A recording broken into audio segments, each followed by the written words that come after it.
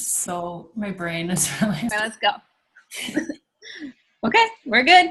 Okay, how do where, just for my information, see where we are recording? I I think don't it's on see my side. anything, just on your side? I think I'm the one that sees that it's recording. Okay, that's fine. Okay. Okay, I'm not totally sure if we are actually presenting to the class here or if we're just supposed to be having a conversation. So I'm just going to start with kind of setting up for the class who might be viewing this, that you should be seeing this page. You're seeing the page, right, Alex, on my screen? Okay, this is our outline of what we're calling event planning milestones. And these are our individual scenarios. And we thought of them as milestones in the event planning process to focus on as our scenarios, recognizing that there probably are more that we could add to this list, but for the sake of keeping this manageable, we only have 9 here, which was kind of a lot to cover amongst 2 people in a couple of days. So I think I'll not read through this list and I'll just hit on them when we get to their individual pages. But also wanted to point out that we are identifying our primary persona as Ambitious Andrew. And in our case, Andrew is planning a really large event, and so he has a team supporting him. And so these other people will show up in our scenarios, Ambitious Abby and Ambitious Allison. But they are, to be clear, not secondary personas. They are reflecting the primary persona as part of Andrew's team. Mm-hmm. So our first scenario was, in this case, assigning tasks to the team. And so we'll just read through each of these, and then Alex and I will deliberate and have probably some questions that'll pop up. So Andrew's team and their client have just decided on a date and theme for this year's fundraiser event, and now it's time to start pulling all of the elements of the event together. To facilitate this, Andrew begins by assigning broad responsibilities to his support team in logical fashion, aligning team members' strengths with the upcoming tasks. As the leader of this event planning team, Andrew creates a new event folio, is what we are calling these things in our app, in his planning app, and begins to create pages within it that will be owned and managed by respective team members related to their respective tasks. He also assigns a title to each of the pages. After doing so, he sends a link to each team member, which allows them to sign on to their page by creating an account secured by a username and password. Each team member will then be able to manage their respective pages as they see fit to accomplish their tasks. Each page is visible to but not modifiable by team members, and Andrew is the only one who has permissions to modify all the pages in the folio in case he needs to cover for someone.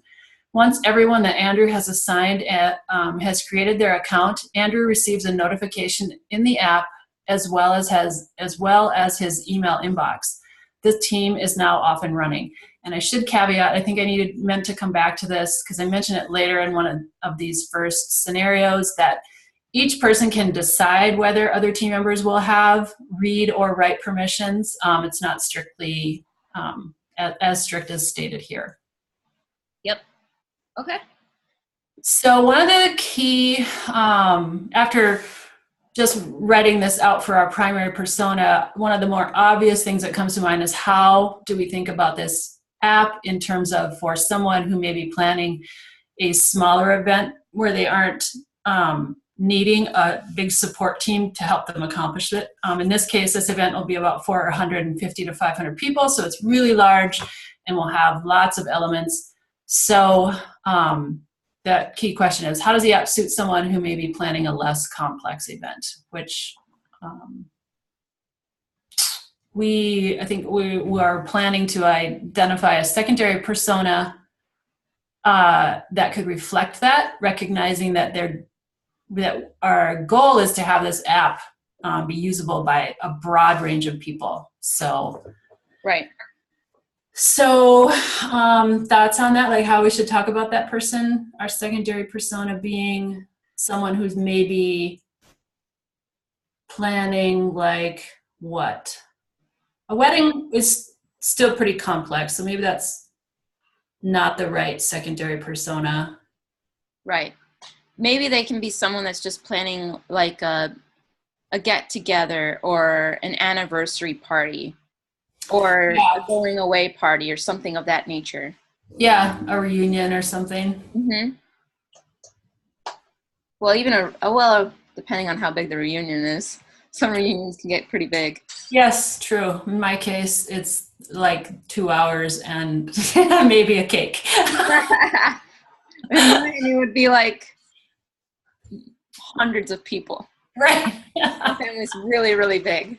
So okay, we'll come back to that after we get through this and think about who are clearly we need a secondary persona here to cover a situation for a less complex event. Yeah. Okay, our second scenario in this case is securing a venue. And Abby, who is on, this is Ambitious Abby, part of Andrew's team, has ownership of securing the venue. She starts by making a list in her planning page off the top of her head of possible venues in the area that fit the vibe of the event theme and which seem like they are an appropriate size for the number of guests they're expecting, which is 450 to 500. She does a Google search for event venues in the area, and she also sends a message out to some of her peers asking for any suggestions they may have. She's able to send her message within the app, and any responses she receives will populate her inbox inside the app for easy reference. They also land in her account, her personal email inbox in case anyone happens to tack on comments or notes that are not related to the event she's planning. She can keep track of that outside of this environment. Once she has a list of 5 to 10 seemingly good choices, she's able to set up a voting machine, so-called, within the app and invites her fellow planners and anyone else she chooses to cast their votes in order of preference. They can also comment as to why they like or don't like certain event venue options. Everyone who's voting can see the results as they're coming in, but they can't see who's voted for what. Everyone has cast their vote, or once everyone has cast their vote, Abby receives the final tally, and from it, she begins contacting the venues to check availability, starting with the most popular picks. Abby is able to pre-format an email from within the planning app that informs the key contact at the venues of what details are critical to the event, such as the date she's seeking, venue capacity, catering options, live music, etc., and can even communicate her budget. Once she receives a response from a venue that meets her requirements, she calls them to confirm and offers a down payment to hold the date. Any thoughts on that? Like, I was having some questions even as I was reading this about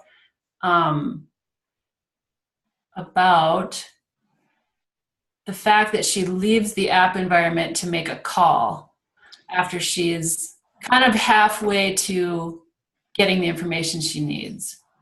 And I'm wondering if there's something that this app could or should do that makes a call unnecessary, or maybe it's just the nature of things that eventually you have to talk to somebody.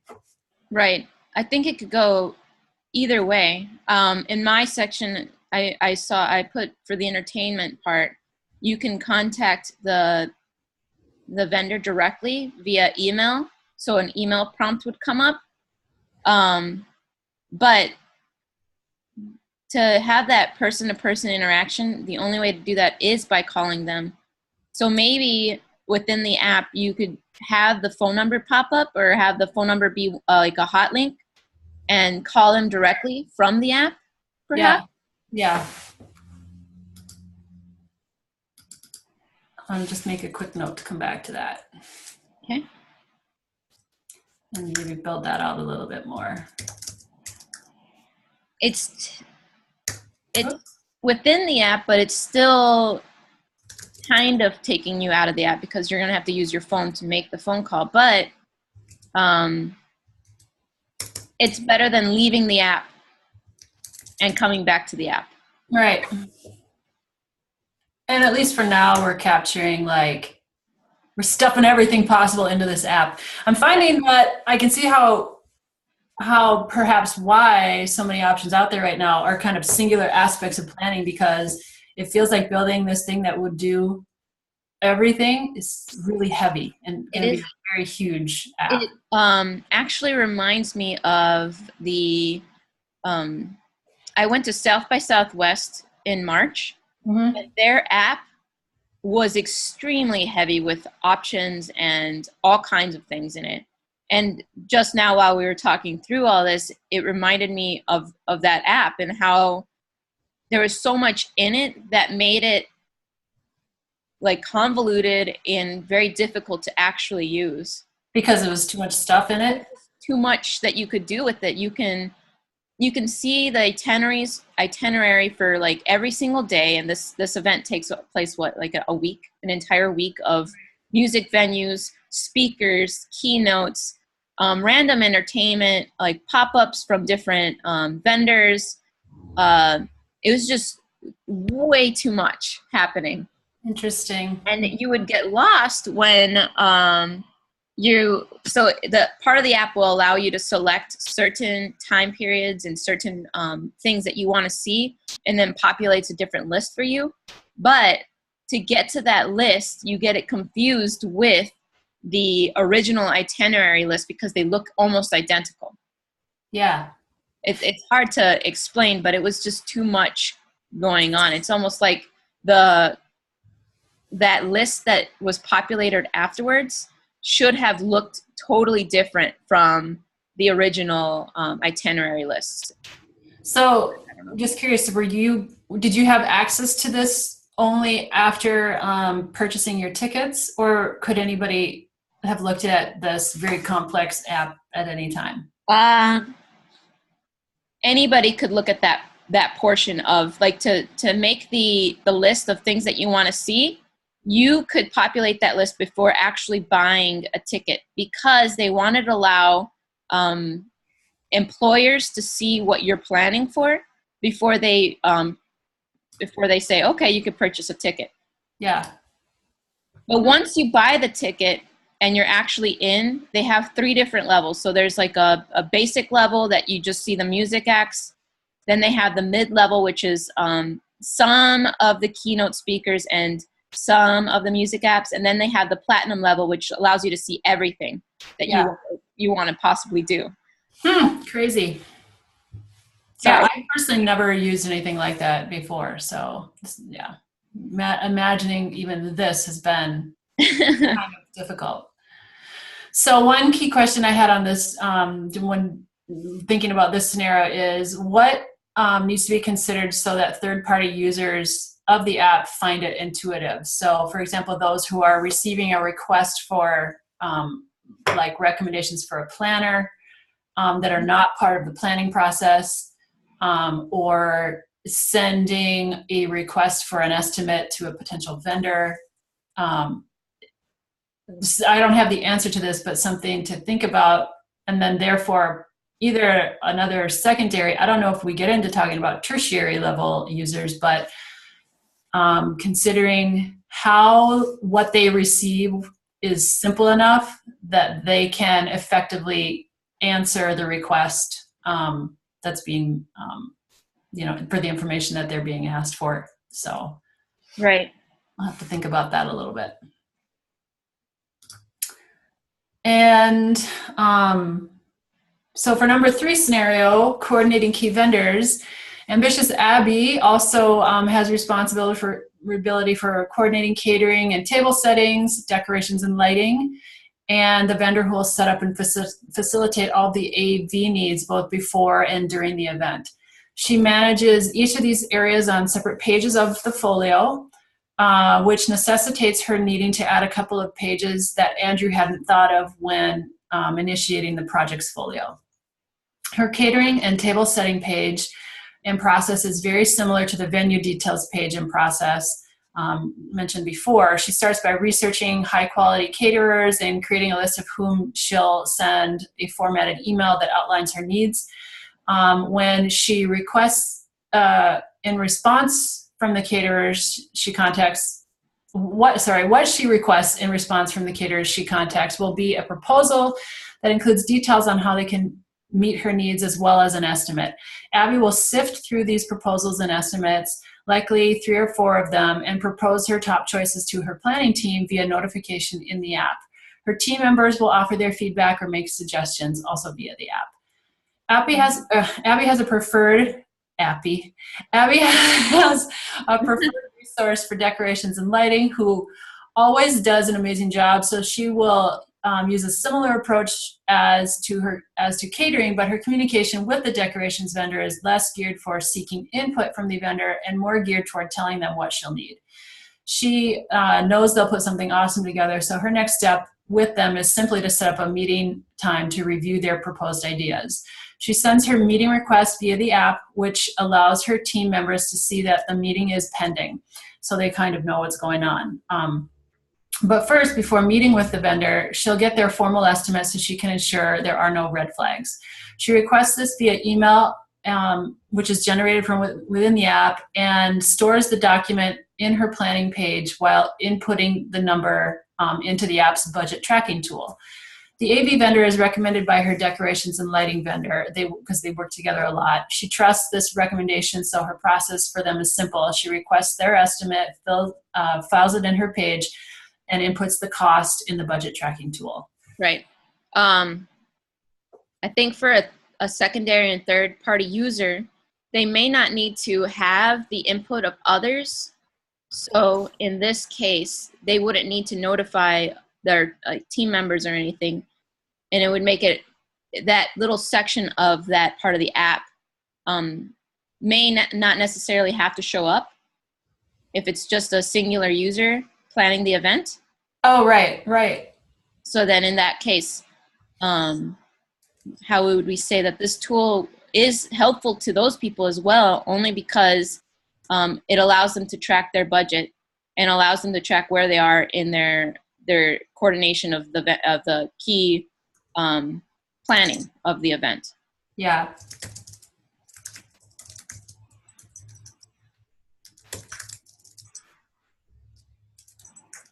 Okay. And I think it's helpful because, sometimes you can use the app and then a couple months later you're like, oh yeah, I still have to plan for that because maybe their event is a year and a half away or something.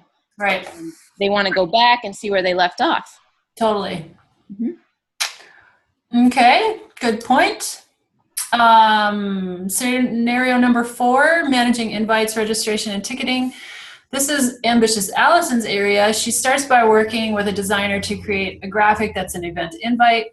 It's formatted to fit the specs of the invitation module in the app. She uploads the invitation artwork and begins sending the invitation to potential sponsors of the event. The invitation includes a link to the sponsorship registration page within the app where sponsors can post payment for their chosen sponsorship level. Allison tracks the culmination of sponsorship dollars against the goal she's established in her planning page. She's able to send updates to the team and the member company so that everyone can be, the member company, by the way, just to clarify, is the company for whom Andrew's company is throwing the fundraiser. Yep. So that everyone can be proactive about ensuring that the fundraiser's financial goals are met. Once registered, sponsors are able to complete the details of the registration, such as who will be attending on their behalf and providing information about who to contact to acquire their company branding materials that will be displayed at the event.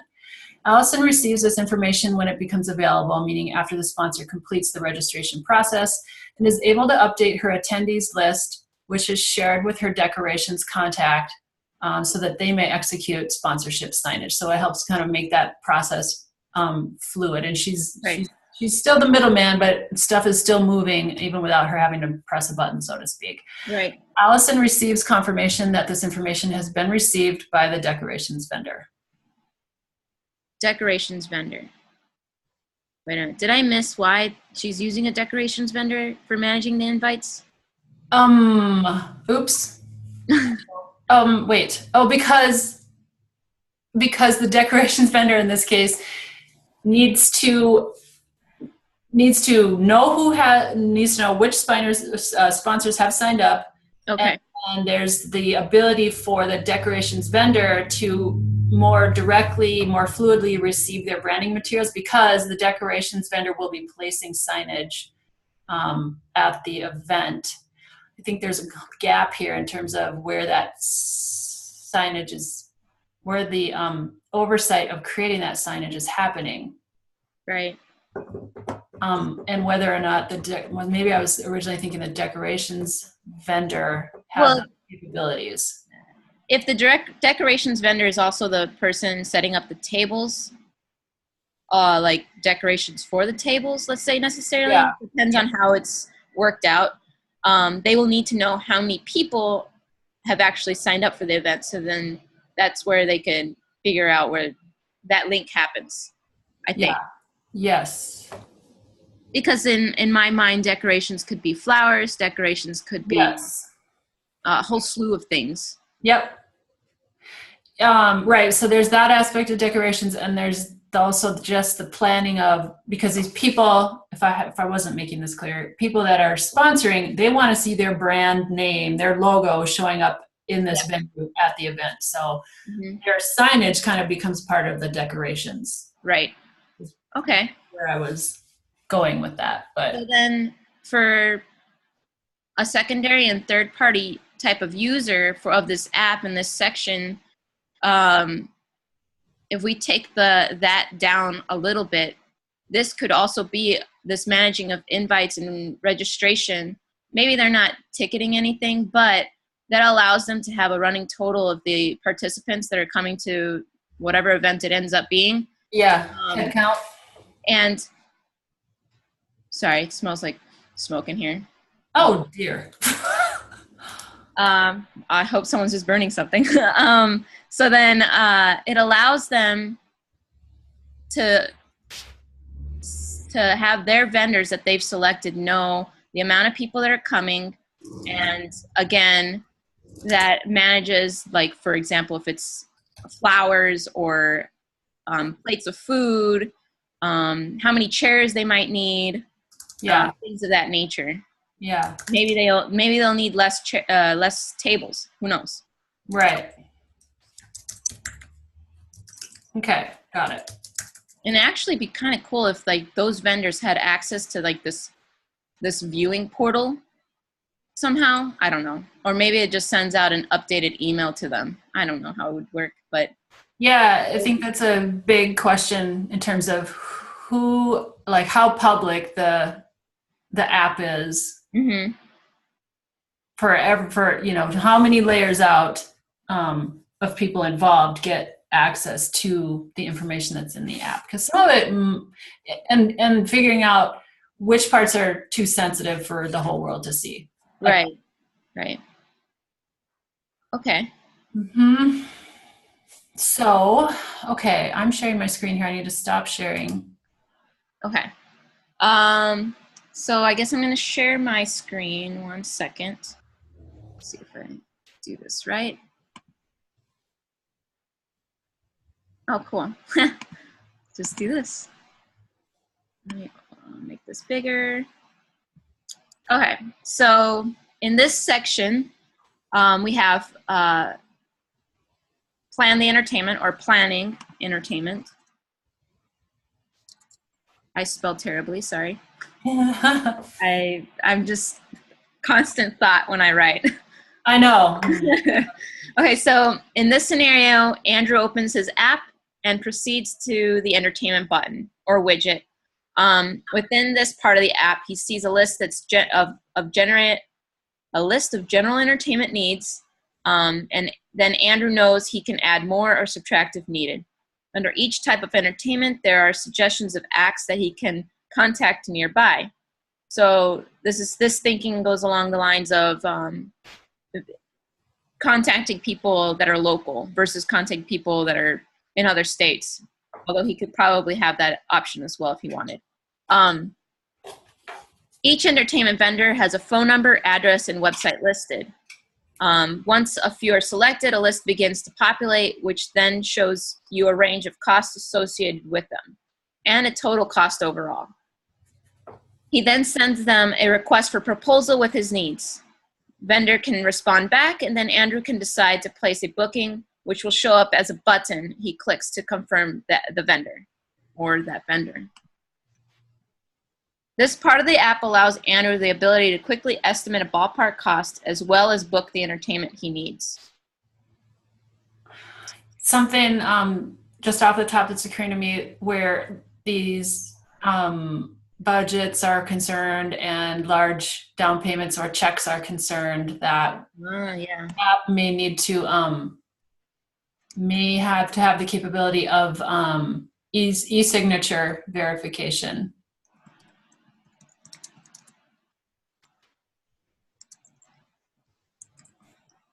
Good point. To complete confirmation.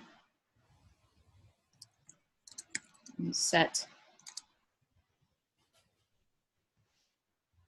ender in stone.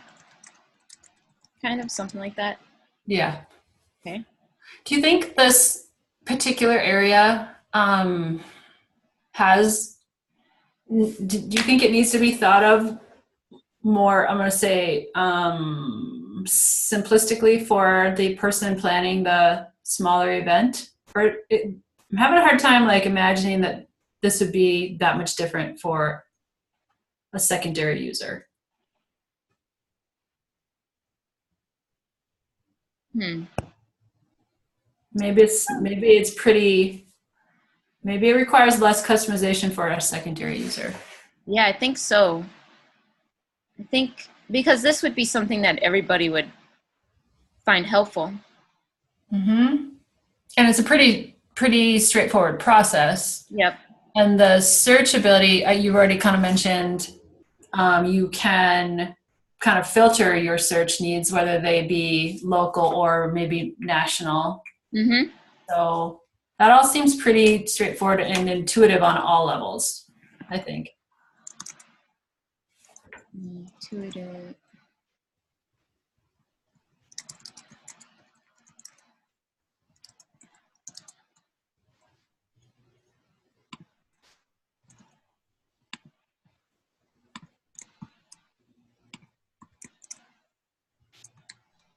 Okay. Yep. Sounds good. Mm-hmm. And then our next section would be the planning and organization of activities in the room. So in here we put, now that Andrew has his entertainment set up, he begins to populate an itinerary for the days or day of the event. The app allows you to create tentative lists of events. Well, that's kind of redundant. A tentative list of, what would you call that? Of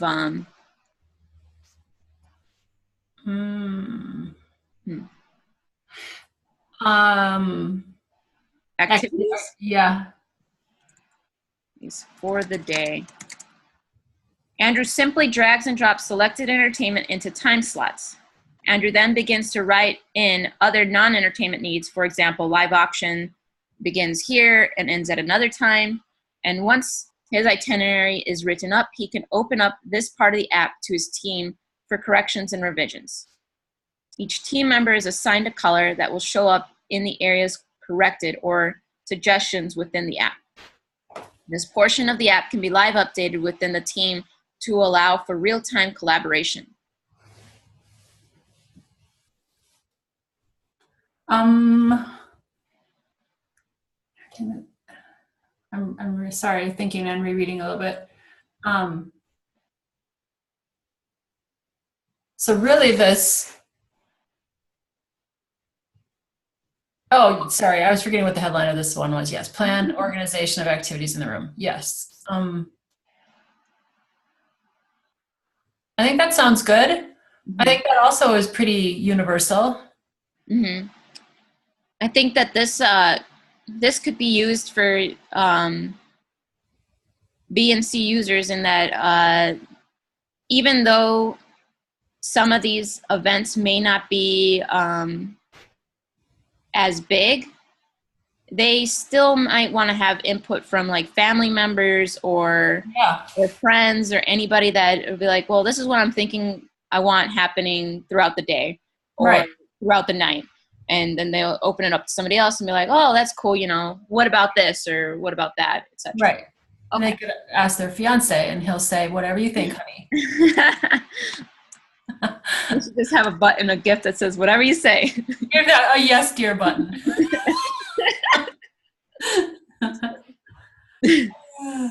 Okay. Digressing. Yeah. All right. And then I have number 8 would be event teardown. So in the event teardown, sorry, get rid of that. Andrew pulls up the teardown section of the app and assigns it to one of his team members. In this case, it would be Allison. Allison is then assigned this app. The app menu, when she opens it up, will show the task at hand and have a list of action items that she needs to accomplish.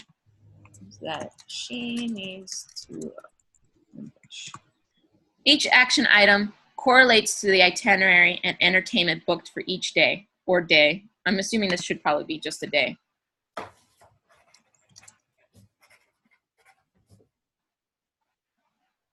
Each item has timing and logistic of what is needed for teardown. Allison will then contact the appropriate people to complete the teardown. The app will also allow for progress, almost like a progress bar for teardown and timing to show up. Then it will gather the information, and for next year's planning, it would be beneficial to know this so that way they could either allow for more time or less time depending. Because there's some venues that only give you an hour to do your teardown. Yeah. And if, for example, you have some sort of entertainer that takes longer than that to tear down, then you need to account for that next year. So Right. maybe they end earlier. So the idea would be that a third-party user, meaning like a band or something, that they would have access to some section of this app that allows them to log their time or their start and end time? I think in my mind, that would be a great, actually that would be great for a B and C user. Because in this case, for this A user, this main persona, Mm-hmm. they're almost like the event planner, so they will be the ones entering how long it took to tear down. So for the B user, Okay. then I guess so. Yeah. With this, I don't know. As for example, could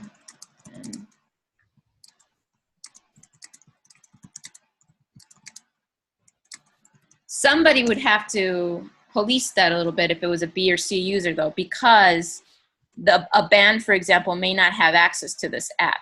Right. So whoever does have access to the app, which might be the main event organizer, Right. would have to tell this band, you have to be done by this time.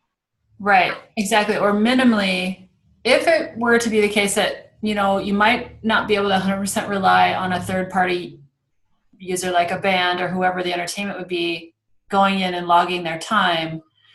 It's kind of like if you don't get 100% of the information is only so good for next year. But at a minimum, it would be perhaps useful was it Allison doing this one, for her to maybe ask up front when negotiating with whichever vendor, how long will it take you to tear down? And then she can log that before the event happens, and then do the policing of, did it really take them this long or did it take a lot longer? Right. Minimum user. So I'll let you type. Time for teardown. Then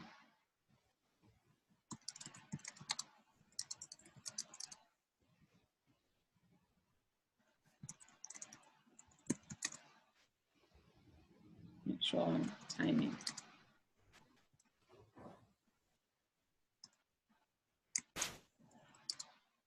don't know what that would allow for, but yeah. So at minimum, a user can have an estimate of time for teardown, then be able to come back and place actual timing. Mm-hmm. Somehow add that to this original write-up here. Right. Then I think you were saying that, so to speak, like the front end of this process kind of begins to inform the back end of the process, where once activities are being entered into this app at the beginning, it's already kind of creating a list of things in the background that you would come back to kind of check the box. Oh yeah, this is all the stuff that potentially needs tear down attention. Yes. Okay. So it's almost like, so in some events, like the only example I have is weddings. You have to be done by 11, and you have to have everything torn down by, let's say, midnight. That's kind of an aggressive timeline. But if you're not out of there by that point, you're then charged by the venue a certain amount per every hour you go over. And then you're charged on top of that if they have to bring in their own staff to help you clean up. Right. So that's where I put the final estimate goes at the end, even though it's like doing this running tally. I'm not sure if you were asking whether or not these two would be switched, but that's why I left it kind of at the end, because all of these pieces come together for this running total that's happening in the background. Sure. Okay. Yep. Which comes to number 9, receive the final estimate. The backside of the app has been gathering estimated costs and total costs the entire time the app has been used. Andrew simply opens up the running tally section, or however we want to call it, and is prompted to enter the final cost of each section of the planning journey. He then can also upload via his phone's camera each receipt he has to date. The app then calculates the final cost of the venue and entertainment, cost of the event. Andrew can take this section a little further by also entering the ROI after calculating the event's fundraised money. This is important to Andrew and his team because it'll allow the team to plan next year's event. Plan and budget. So interesting also, as we are going through this, and there's all this stuff to consider, and this really isn't even all of it for a large event like this, where, and maybe we talked about this a little bit, but from the very beginning, any user using this app, the first door they may need to go through is kind of choosing or clicking one of 3 buttons, for a simple example, that says small event, medium-sized event, or large event, whatever that would be, so that they could enter the right door. Because something like coming to the end of their event and seeing this bit about ROI, if all you're doing is planning a birthday party, might seem really overwhelming, and they might end up having the experience like you were with the South by Southwest app. Right, exactly. So, like a front door filter that asks generally how big is your app, and then we had talked earlier too about the fact that you can always tack on widgets. So maybe, anyway. And that's why I put here, can take this section a little further. Is probably key there, because you don't have to. It's there if you want to use it. I don't know if that's too much, but I could see where it would be overwhelming to see that and be like, well, should I be thinking about that? But or worst case, does this app really work for me? Exactly, because like using that example before in the South by Southwest, I was like, I wish there was something a lot simpler than all of these things happening all at once. Yeah. It's like, I just want to know where I need to be at the certain time. Right. Funny. Okay. So then for this section, the final estimate, perhaps, like you were saying, if it was one of 3 things for the B and C users, if they were obviously planning a much smaller event, the only thing they need to see here and have is the running tally, and then how much it costs them at the end of the day, period. They don't need to upload receipts or anything of that nature, unless they're using it for like tax purposes or something of that nature. Maybe it's a very small business. Right. And one thing I think we've kind of skipped over, realizing it now, is a piece of this that is a budget planning tool, not just a tracker, but a planner, where up front you have some sort of pie chart that indicates what percentage of your budget you want to spend on what, that as you're moving through the process of planning and purchasing things, you get some sort of ticker that lets you know where you are. Right. Yes. Dollars spent versus what you had actually reserved. That would be really awesome. I think people really resonate's not the right word. I can't even speak these days. When they see a visual or some sort of like pictorial image of where they are, Yeah. they can quickly be like, oh, I'm way off, or oh, I'm right on, versus having all these numbers, because I'm sure going through the process, they're seeing a lot of numbers and are just like, oh my God. Right. So making it visual, infographic. Yeah. Mm-hmm. Okay. Receive the final estimate. Perhaps is a simple infographic. I don't know why that text is huge. This writing in this Google thing is strange sometimes. Yeah. So all of a sudden it decides to be totally different color. Infographic and summary. Maybe it's a summary of the day of the event. Cool. Good. Yep. All right, and then we have for our fundraiser, send out event quality survey to members and sponsors. The app has a built-in feature that will ping attendees via phone pop-up and email requesting a short survey. Ideally, the survey will be filled out by at least half of the attendees. I'm just generalizing here. I don't really know how many attendees need to fill this out, but I think half is probably pretty good. Mm-hmm. And maybe that portion can be adjusted by Andrew or something. Like, how many attendees do they need to know about? How much data do they need?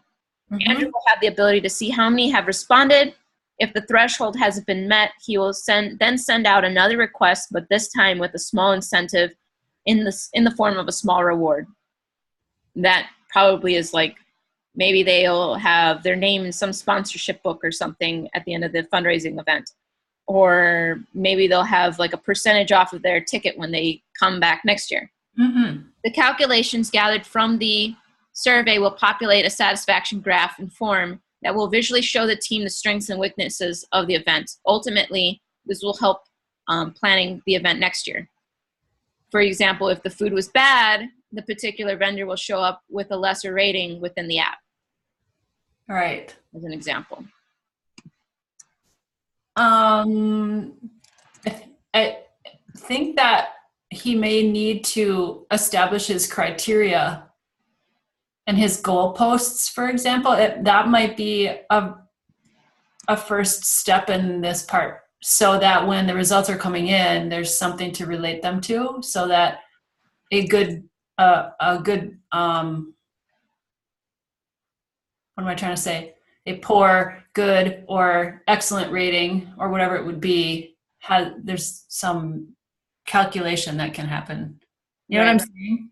Yes, that's taking it step further there. I guess I just generalized that would happen when he's sending out the survey, but let's put that at the top. Establish criteria. The app is built-in feature that will ping attendees via phone pop-up and email. That's a short survey survey a day or two after the event. You don't want to bombard them right away. People don't like that. Yeah. And then here, Andrew will need to establish criteria and goal posts. Goal posts that correlate back to the itinerary, right? Itinerary. To the results of the survey. Wait, hold on. But the survey is being sent out in order to receive feedback on the things that happened during the day of the event. So then he established criteria for rating the items within the event. Yeah, so I'm trying to come up with an example. If he asks, let's just say he asks about the quality of the food. Okay. Wait a minute. Well, that's not a very good example. Like a number rating, obviously 1 to 5, people understand a number rating. But he may simply just need to specify which things he wants feedback on. Right. So that's kind of criteria on a very low level. Which things which things will be asked about. Which, What I'm saying is he needs to kind of enter that into the survey. He needs to enter the questions. I'm bringing it way down. He needs to create the questions. Because the things he really cares about he might want the opportunity to shape the survey in accord with the things he actually really cares about most. So to customize the survey. yes, and everyone needs to establish criteria and survey needs based off important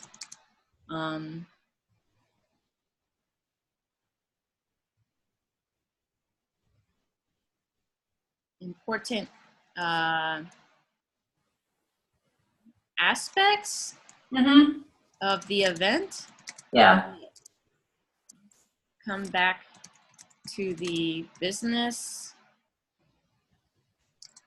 objectives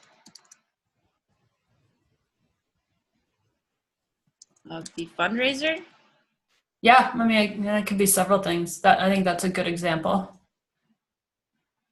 That could be shaped all kinds of ways, I guess. Yeah. Being attendees via phone, email, requesting a short survey. And will need to establish criteria and survey needs based off important aspects of the event. We'll come back to the business event that will come back and shape business objectives of the fundraiser. Well, No. align with them. Feed them. I don't know. Yes, it does. It should align and come back and align with the business objectives of the fundraiser. Yep. Because whatever the survey does has to come back and populate whether or not it was a successful fundraiser or not a successful fundraiser. What were that they did right, what were things they did wrong. Yeah. And those are all obviously, I hope, objectives of any organization trying to create a gala or anything of that nature. Yeah, and what constitutes success could be very different for one planner than another. Mm-hmm. So the that's ability what this kind of, yes. Has to correlate to the survey, business objective survey or something like that. I don't know. Yeah. All right. Ideally, the survey filled out. Food was bad. It's an example of food was bad. That particular vendor will show up with a lesser rating within the app. Okay. And then so for someone who's a B or C user, would they necessarily need to have a survey if this is a one-time event? Right. Yeah, right. Probably. I mean, I think totally. If it's a birthday party, no, which would be a recurring event. Yeah. A wedding, I don't really see gathering feedback about your wedding. That'd be kind of self-centered. But you could have this instead of, like, if we go back to that 1, 2, and 3, like, are we doing a small, medium, or large event? This portion of the app could instead be sending a thank you. True. This is a simple thank you, which at the end of the day, even the survey should have a thank you of some sort on it. Mm-hmm. Yeah. Perhaps the survey is something that they can tack onto a thank you, but default use is a thank you. So maybe we just mistitled this number 10, and really it's more of just follow-up. Mm-hmm. And that the options within this section pertain to, like, you could do a survey, you could send a thank you note, you could I don't know what else off the top right now, but general follow-ups with guests. Follow up with guests. Yep.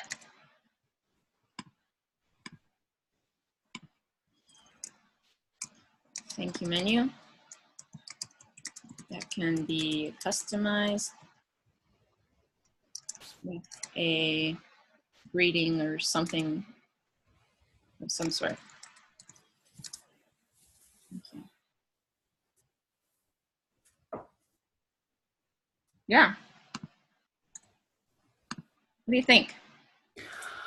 I think pretty good for the complexity of this. I sort of feel like there's really a lot not covered, but I think this is reasonable for the moment. And hopefully, it was occurring to me and interesting that on the fly here we got into talking a lot about potential things like imagining the app as we talked through it. Yeah. Even further, where I thought when we were before we started the video, I'm like, okay, this feels pretty solid. But the more we talked about it, the more sort of came out. Yeah. This is definitely something that could be an ongoing conversation, and I'm sure it probably is in the real life. There's several iterations of these conversations happening. Yeah. In order to really understand that framework of what you're eventually designing for. Yes. Okay. All right. So good. How long is our video? About, I think, an hour. Really? Oh my God. I'm gonna stop sharing now. Okay, good.